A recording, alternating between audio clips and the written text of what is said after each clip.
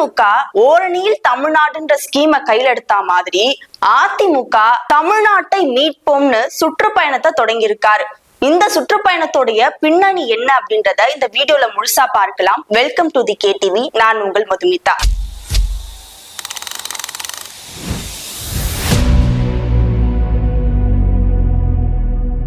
2026 சட்டமன்ற தேர்தல்ல அதிமுகவை வலுப்படுத்துற விதமா சுற்றுப்பயணத்தை மேற்கொண்டுட்டு இருக்காங்க அதிமுக பொதுச் செயலாளர் EPS அவர்கள்.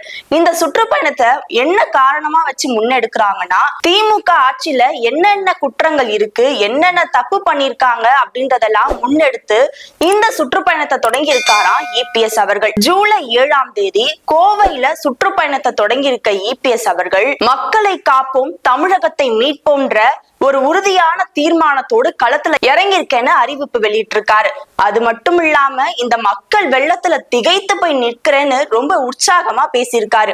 இந்த மக்கள் வெள்ளத்தை பார்த்து ஸ்டாலின் ஐயாவுக்கு ஜுரமே வந்திருக்கும், அவரு போய் மருத்துவரை பார்க்க வேண்டிய சூழ்நிலை இருக்கும்னு நினைக்கிறேன்னு விமர்சித்தும் பேசியிருக்காரு. அது மட்டும் இல்லாம திமுகவோட தீய சக்தி ஆட்சிய கண்டிப்பா ஒழிக்கணும், தமிழ்நாட்டு மக்கள் கண்டிப்பா இந்த மாற்றத்தை கொண்டு வருவாங்க அப்படின்னு சொல்லியிருக்காரு. திமுக ஆட்சியை அகற்றத்துக்கு நாங்க தண்ணியில நீந்துற மாதிரி மக்கள் வெள்ளத்துல நீந்தி பேசிட்டு இருக்கோம்னு ரொம்ப உற்சாகமா அந்த சுற்றுப்பயண பரப்புரையில அதிமுக பொதுச் செயலாளர் அவர்கள் பேசிட்டு வராரு. திமுக ஆட்சியில சட்ட ஒழுங்கு சந்தி சிரிக்குது, ஏன்னா பெண்களுக்கு திமுக ஆட்சியில பாதுகாப்பே கிடையாது, அடிக்கடி பாலியல் வன்கொடுமை நடக்குது, அது மட்டுமா வீட்டுக்குள்ளேயே புகுந்து மக்களை கொன்னுட்டு கொள்ளையடிச்சிட்டு போறாங்க, திமுக ஆட்சியில போலீசார் ரொம்ப பலவீனமா இருக்காங்க, இப்படி சட்ட ஒழுங்கு ரொம்பவே பால்பட்டு கிடக்குது திமுக ஆட்சியிலன்னு அவருடைய குற்றச்சாட்டையும் முன்வைக்கிறாரு. திமுக மக்களை ஏமாத்துறதுக்கு மட்டும்தான் வாக்குறுதிகளை கொடுக்கறாங்க,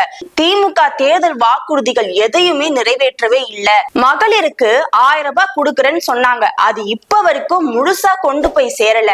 அது மட்டும் இல்லாம இளைஞர்களுக்கு வேலை வாய்ப்பு மேம்படுத்தப்படும் சொன்னாங்க, அதுவும் ஒன்னும் பண்ணி முடிக்கல. விவசாயிகளுக்கும் சுற்றுலா மேம்பாட்டுத்துறை போன்ற பல திட்டங்கள் இன்னும் செயல்படுத்தவே இல்ல. இப்படின்னு பல குற்றங்களை முன் வச்சு பேசியிருக்காரு EPS அவர்கள். ஸ்டாலின் அவர்கள் எல்லா பொதுக்குழு கூட்டத்திலையும் சொல்ற ஒரே வார்த்தை அதிமுக பாஜக கூட்டணியை வச்சுதான் விமர்சித்து பேசிட்டு இருக்காரு. 1999ல மத்தியில பாஜகவோட திமுக கூட்டணி வச்சு நாடாளுமன்றத்துல திமுக உறுப்பினர்கள் அமைச்சர் ஆனாங்களா இல்லையா? 2001 சட்டமன்ற தேர்தல்ல திமுக பாஜகவோட கூட்டணி வச்சாங்களா இல்லையா அப்படின்ற கேள்வியை முன் வச்சிருக்காரு.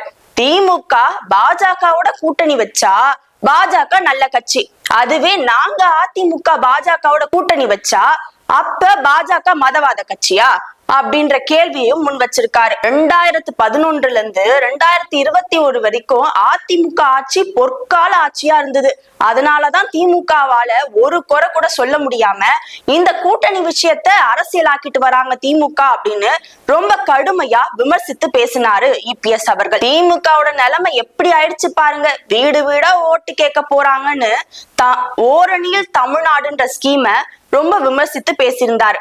திமுக வீடு வீடா போறாங்க, அதிமுக ஊர் ஊரா போறாங்க, 2 பேரும் பண்றதோ ஒரே வேலைதான், ஓட்டு கேட்கிற வேலையத்தான் 2 பேரும் 2 விதமா பண்ணிட்டு இருக்காங்க. இந்த தேர்தல்ல கண்டிப்பா பாஜக அதிமுக கூட்டணி இமாலய வெற்றி பெறும் அப்படின்னு சொல்லியிருக்காரு EPS அவர்கள். இந்த பரப்புரை அப்ப யார் கூட இருந்தாங்கன்னா, நயினார் நாகேந்திரன், RB உதயகுமார் போன்றவங்க இந்த பரப்புரை அப்ப அதிமுகவுக்கு துணையா களத்துல இறங்கி வேலை பார்த்திருக்காங்க. இந்த சுற்றுப்பயணம் வருகிற ஜூலை 23ஆம் தேதி தஞ்சாவூர்ல நிறைவு பெறும்ன்ற அறிவிப்பையும் வெளியிட்டு இருக்காங்க அதிமுக தரப்புல. இன்றைய செய்தியாளர்கள் சந்திப்புல EPS என்ன சொல்றாரு அப்படின்னா, நான் ஏன் வேலை வாய்ப்பு இல்லைன்னு சொன்னேன்னா, திமுக ஆட்சிக்கு வரப்ப 500க்கும் மேற்பட்ட வாக்குறுதிகளை சொன்னாங்க, ஆனா அத்தனை வாக்குறுதிகளும் வெறும் காகிதத்துல மட்டும்தான் இருக்கே தவிர எதுவும் செயல்படுத்தப்படல.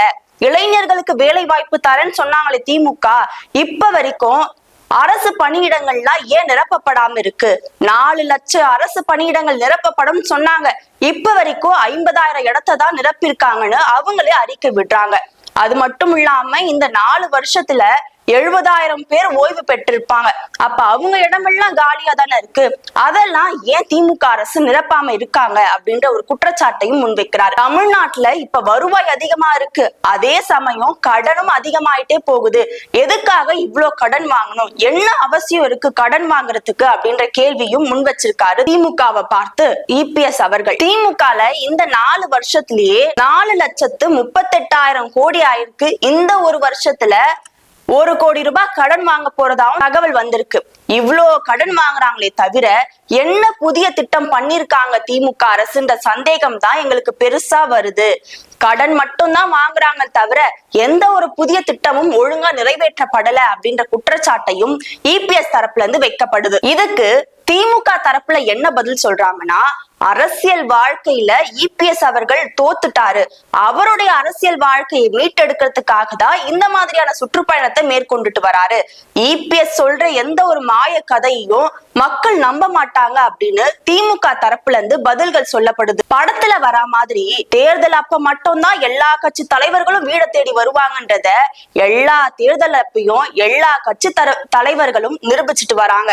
ஏன்னா இப்ப அதிமுக தரப்புல தமிழகத்தை காப்போம்னு இவங்க ஒரு பக்கம் சுற்றுப்பயணத்தை மேற்கொண்டுட்டு வராங்க. திமுகல ஓரணியில் தமிழ்நாடுன்ற சுற்றுப்பயணத்தை அவங்க அப்பவே ஆரம்பிச்சுட்டாங்க. ஆகஸ்ட் மாதத்துல இருந்து விஜய் அவர்களும் மக்களை நேரடியா சந்திக்கிற சுற்றுப்பயணத்தை தொடங்க இருக்கும்ன்ற தீர்மான குழு அப்ப வெளியிட்டு இருந்தாங்க. இதே மாதிரி பாமக தலைவர் அன்புமணி ராமதாஸ் அவர்களும் ஜூலை 25ல இருந்து 100 நாட்களுக்கு எல்லா தொகுதிகளும் போயிட்டு மக்களை சந்திக்க இருக்கின்றோம் அப்படின்றத அவர் பக்கத்துல இருந்து சொல்லியிருக்காங்க. இப்படி தேர்தல் அப்ப மட்டும்தான் மக்களை தேடி எல்லா கட்சி தலைவர்களும் வந்துட்டு இருக்காங்க. இத ஒவ்வொரு ஆண்டும் மக்களை தேடி வந்து அவங்களோட குறைகளை கேட்டு இருக்கலாம். அப்ப மட்டும் எதிர்கட்சி ஆளுங்கட்சின்ற ஒரு பாகுபாடு இருக்கு. அந்த பாகுபாடெல்லாம் உடைத்து எல்லா சமயத்திலும் மக்களுக்காக எல்லா கட்சிகளும் இருக்குன்னு அரசியல் பண்ணாம நேர்மையா இருக்கணும்ன்றதான் மக்கள் தரப்புல இருந்து எதிர்பார்க்கிறாங்க. இது போன்ற மேலும் சுவாரஸ்யமான அரசியல் தகவல்களோடு சந்திக்கின்றேன். நன்றி.